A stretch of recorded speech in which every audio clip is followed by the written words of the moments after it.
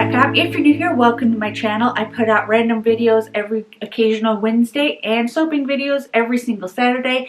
And so today we are going to do some canning. The weather has officially cooled down. Kind of. We went from 80s to 60s and we're supposed to get back up into the 80s this week, which means only one thing. I'm going to get sick. It's inevitable. Whenever the weather fluctuates like this, I get sick. So to help remedy that, ahead of time, I decided it was time to make one of my favorite syrups that I put in my green tea every winter, a honey lemon ginger syrup, and we're going to can that. So I'm going to take you over to my kitchen and let's get started. All right, so obviously you're going to need some lemon juice. This is freshly squeezed, of course. You can use the pre-squeezed if you want, but it doesn't taste the same. Fresh squeezed is best. You're also going to want to get some of the peels off of it. I've got probably the peels of 4 small lemons in here. And just try to avoid getting the pith. Excuse me. See, I need this already. I'm losing my voice. And then I have about 1 inch of fresh ginger just chopped up in here. And I've also got some ground ginger in here as well. About half a teaspoon. If you want a little bit more of a ginger kick, you can add more, of course. And then honey, and of course sugar, because we are making a syrup. And you're going to need water as well, which I don't have here because it's got my lemon juice in it. So I'm going to take you over the stove. This is a really easy recipe, so let's just get into the cooking of it all. Alright, so we are over a medium heat, and I'm just going to add in my lemon juice, and I'm straining it because I've got some seeds and some pulp that I don't want in here. And then to that I'm going to add in 1.5 cups of water, as well as my lemon peels and my ground ginger.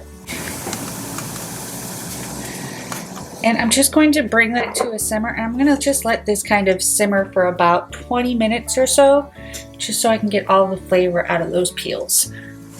Alright, we got a lot of steam going on, so I have let this simmer for about 15-20 minutes. So I'm just going to remove all of the peels and the chunks of ginger.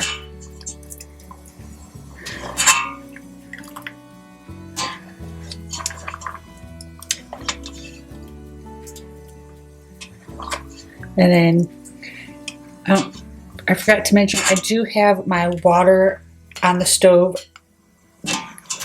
for my canning because I am canning these. You don't have to can them. They'll last in the fridge if you do small batches for a couple of weeks.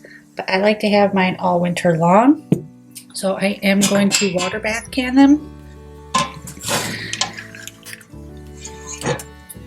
So if you hear extra stuff simmering and boiling, it's just my water bath canner heating up. Come on, ginger. I got 1 rogue piece of ginger in there still. Gotcha. Alright. That is done. I'm going to add in my honey.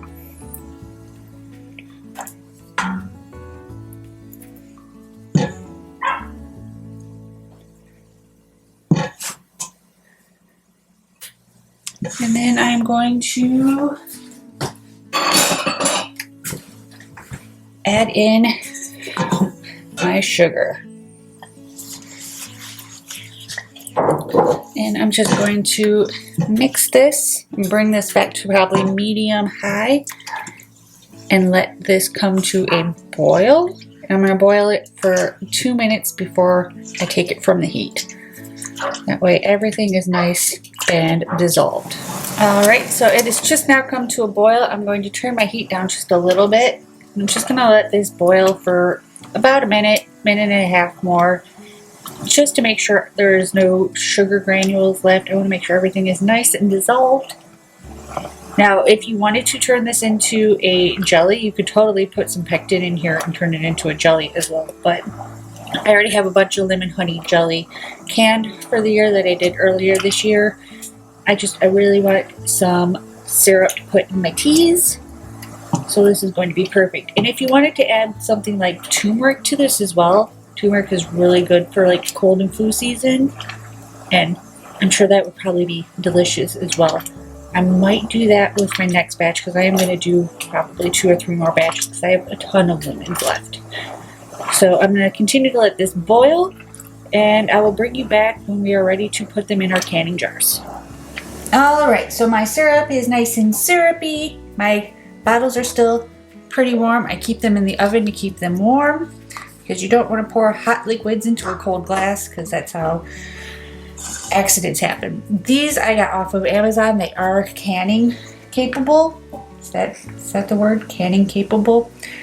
You're able to can in them. They come with lids that are continuous thread lids.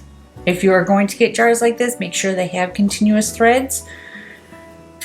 And we're just going to fill up our jars.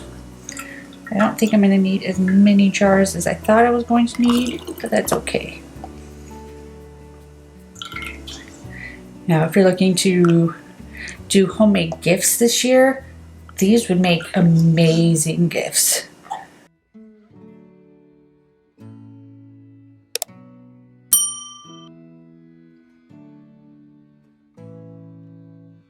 Alright, so this recipe generally will do 5 half-pint jars.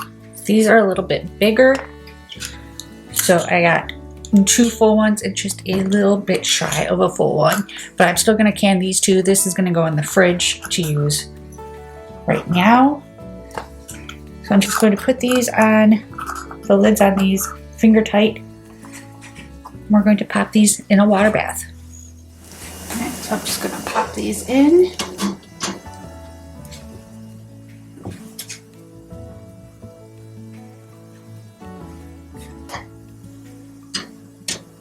And then I'm going to let my water come back to a full rolling boil, and I'm going to set the timer for 10 minutes, and I'm going to water bath these for 10 minutes. Alright, so I just pulled these out of the water bath canner. Now with these particular jars that I'm using, I don't get that satisfying pop sound that you would when you're using traditional canning jars, but I have found using them when I go to open them, you get kind of almost like you're opening a can of soda, that kind of sound. So I went ahead and I canned the one that wasn't completely full. And once it cools down, I'll open it next to the mic in hopes that you can kind of hear what I'm talking about. That way, if you do want to use these, you can. So once they are cooled, I will bring you guys back. All right, so these are almost cooled. They're cool enough to the touch. So I'm going to go ahead and stick my label stickers on. And these will be available to download for free on the blog, as well as the full website, or the full recipe will be available to download and print as well if you want to make this at home. Isn't that cute? Okay, so I'm going to open this up next to the mic. I don't know if it will pick it up or not, so we will see. Ready? I won't know if it actually picked that up until I edit the video, but hopefully you'll understand, you'll hear it. We will see. So that is what I've got for you guys, and I will see you guys in the outro. So that is what I've got for you guys today. If you like this video, be sure to give it a big thumbs up. It really helps. And if you haven't already, hit that subscribe button. We put out new videos every single week and sometimes twice a week if we're feeling spunky. And be sure to check out the description box down below. I will have a link to the full recipe as well as the little labels that I use on my jars as well. And I will see you guys in the next one. Bye.